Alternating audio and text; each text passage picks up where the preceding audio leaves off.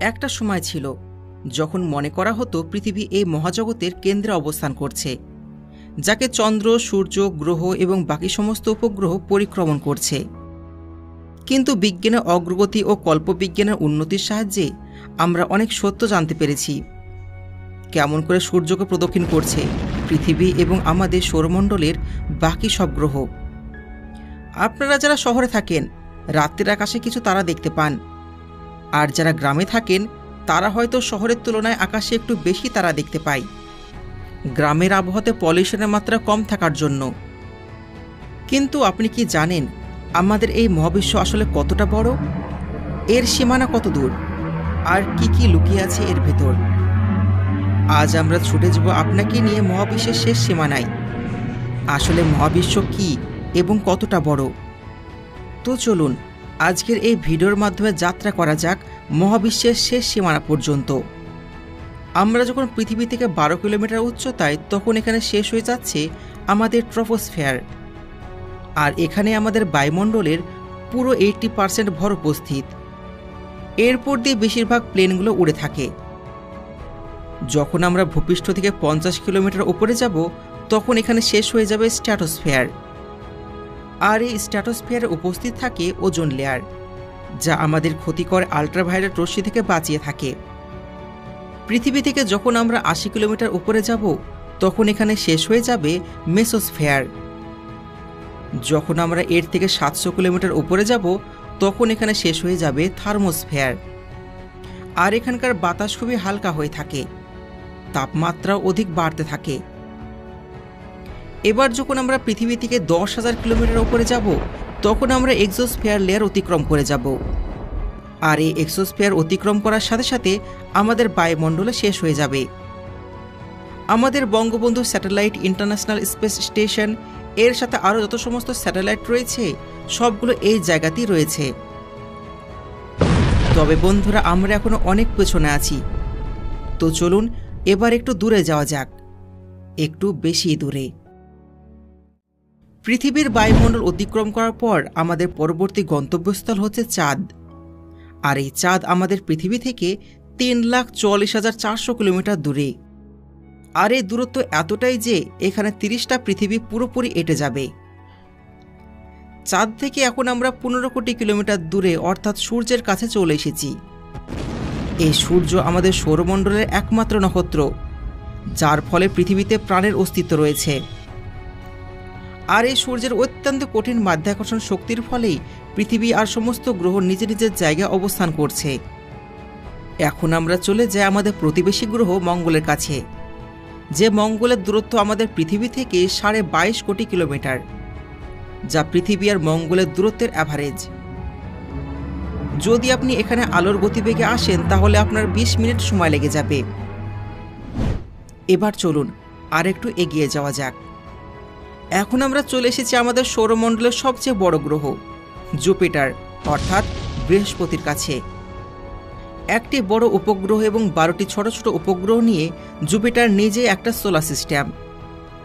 আমাদের সৌরমণ্ডলের সমস্ত গ্রহগুলো একত্রিত করলেও জুপিটার তারপরেও সবার থেকে অনেক বড়। এই গ্রহের মাঝ বরাবর রয়েছে দ্য গ্রেট রেড স্পট। একটা ভয়ঙ্কর ঝড়ের কারণে এই চিহ্নটা হয়ে চলেছে। আর জুপিটারে এই ঝড় 1000 কোটি বছর ধরে চলছে। আর শুধু এই চিহ্নটুকুই আমাদের পৃথিবী থেকে 3 গুণ বড়।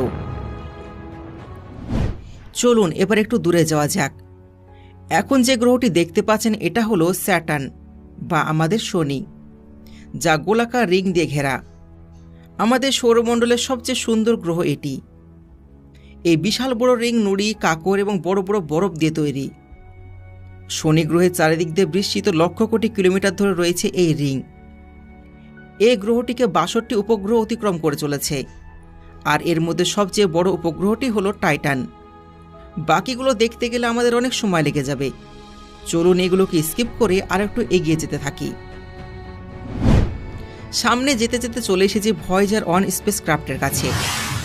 এখন পর্যন্ত মানব সৃষ্টি এটাই একমাত্র জিনিস যেটা পৃথিবী থেকে সবচেয়ে দূরে রয়েছে। আর পৃথিবী থেকে এর যে দূরত্ব সেটা হলো 138 AU। AU আবার কি বন্ধুরা? এর মানে হলো অ্যাস্ট্রোনমিক্যাল ইউনিট, পৃথিবী এবং সূর্যের মাঝে যে দূরত্ব থাকে সেটাকে 1 AU বলা হয়। আর এই ভয়েজার 1 স্পেসক্রাফটটি আমাদের পৃথিবী এবং সূর্যের দূরত্ব থেকে 138 গুণ দূরে অবস্থান করছে। মানে এখন আমরা আপনাদেরকে নিয়ে চলে এসেছি 21 লক্ষ কোটি বছর দূরে। আপনি এখন যে ছবিটি দেখছেন এটি ভয়েজার 1 স্পেসক্রাফট থেকে তোলা ছবি। আমার মনে হয় এর থেকে স্পেসের সুন্দর ছবি আর হতেই পারে না। আপনি এখানে যে ছোট্ট বিন্দুটি দেখতে পাচ্ছেন এটি আমাদের পৃথিবী, আমাদের সবকিছু। আপনি যত মানুষকে চেনেন, জানেন, যত মানুষের কথা শুনেছেন, সবাই এই ছোট্ট বিন্দুর মধ্যেই আছে। আপনার সব সুখ, চাওয়া পাওয়া, সমস্ত টেকনোলজি যেগুলো সম্পর্কে আপনি জেনে এসেছেন, এমনকি ব্যবহার করছেন, যেখান থেকে আপনি এই ভিডিও দেখছেন, সব কিছু এই ছোট্ট বিন্দুতে বসে। আর আমরা আমাদেরকে কত না বড় ভেবে থাকি। বন্ধুরা, এই ভয়েজার 1 17,000 কিলোমিটার প্রতি সেকেন্ডের গতিতে ছুটে চলেছে।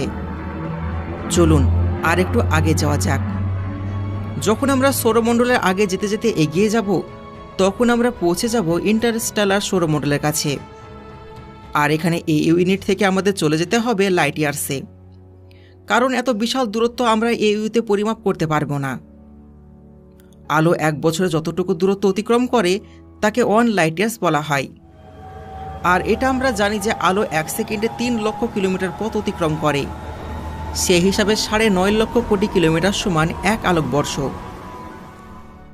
আরও সামনে যেতে যেতে আমরা এখন চলে এসেছি প্রক্সিমা সেন্টারির কাছে, যা আমাদের সূর্যের পর সবচেয়ে কাছের একটি নক্ষত্র। আর এই তারাটি আমাদের পৃথিবী থেকে 4.4 লাইট ইয়ার্স দূরে অবস্থিত। আলোর গতিসম্পন্ন স্পেসক্রাফট যদি কখনো বিজ্ঞানী তৈরি করতে সফল হয়ে যান, তবুও সেটিতে করে আমাদের এখানে পৌঁছতে 4.5 বছর সময় লেগে যাবে। আর যে ভয়েজার 1 স্যাটেলাইটকে আমরা পেছনে ছেড়ে আসলাম, ওটা এখানে পৌঁছতে 77,000 বছর সময় লেগে যাবে। কিন্তু আমরা তো ঠিকই চলে এলাম, তাই না? আমরা তো দেখছি আলোর থেকেও বেশি স্পিডে ভ্রমণ করে চলেছি। এখন আমরা আরও সামনে যেতে যেতে আমাদের মিল্কি ওয়ে গ্যালাক্সি থেকে বেরিয়ে যাচ্ছি। আমাদের এই মিল্কি ওয়ে গ্যালাক্সি প্রায় 1 লক্ষ আলোকবর্ষ এলাকা জুড়ে রয়েছে। মানে আপনি যদি পুরো আলোর গতিতে পুরো মিল্কি ওয়ে গ্যালাক্সি ঘুরে বেড়ান, তবু আপনার 1 লাখ বছর সময় লেগে যাবে। আমাদের এই গ্যালাক্সিতে আমাদের পৃথিবীর সূর্যের মতনই আরও 100 বিলিয়ন গ্রহ নক্ষত্র রয়েছে। বর্তমানে আমাদের পুরো পৃথিবীতে মানব সংখ্যা রয়েছে 7.6 বিলিয়ন বা 750 কোটি। মানে আমাদের পুরো পৃথিবীর সম্পূর্ণ জনসংখ্যার থেকেও আরও 92 গুণ বেশি গ্রহ নক্ষত্র রয়েছে এই মিল্কি ওয়ে গ্যালাক্সিতে, যেগুলো 90%ই আমাদের পৃথিবীর থেকে আকারে বড়। আমরা রাত্রের আকাশে যে তারা দেখে থাকি তা আমাদের গ্যালাক্সির 100 ভাগের 1 ভাগেরও কম, যা এই ছোট্ট বিন্দুর আশপাশ দিয়ে দেখে থাকি। এই লাল বিন্দুর ভেতর আমাদের পৃথিবী রয়েছে, এখানেই আছে আমাদের পৃথিবী। বন্ধুরা, এখন আমরা চলে এসেছি লোকাল গ্রুপ অফ গ্যালাক্সির কাছে। এটির ভেতরে প্রায় 54টি গ্যালাক্সি রয়েছে, যেগুলো প্রত্যেকটা আমাদের মিল্কি ওয়ে গ্যালাক্সি থেকে বড়। এই লোকাল গ্রুপ প্রায় 10 মিলিয়ন লাইট ইয়ার্স বা 1 কোটি আলোকবর্ষ অবস্থিত, যা আমাদের মিল্কি ওয়ে গ্যালাক্সি থেকে 100 গুণ বেশি। চলুন এবার আমরা একটু দূরে যাওয়ার চেষ্টা করি। এবার আমরা চলে এসেছি ভর্কো সুপার ক্লাস্টারে। এখনই আমরা যে লোকাল গ্রুপ থেকে আসলাম ওটা এই ভর্কো সুপার ক্লাস্টারের ছোট্ট একটা পার্ট।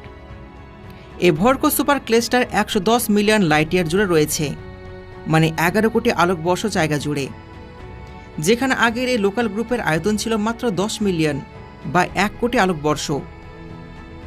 আমাদের যে ছোট্ট মিল্কি ওয়ে গ্যালাক্সি রেখে এসেছি ওটাও এই ভর্কো সুপার ক্লাস্টারের একটি পার্ট। চলুন আর একটু যাওয়া যাক।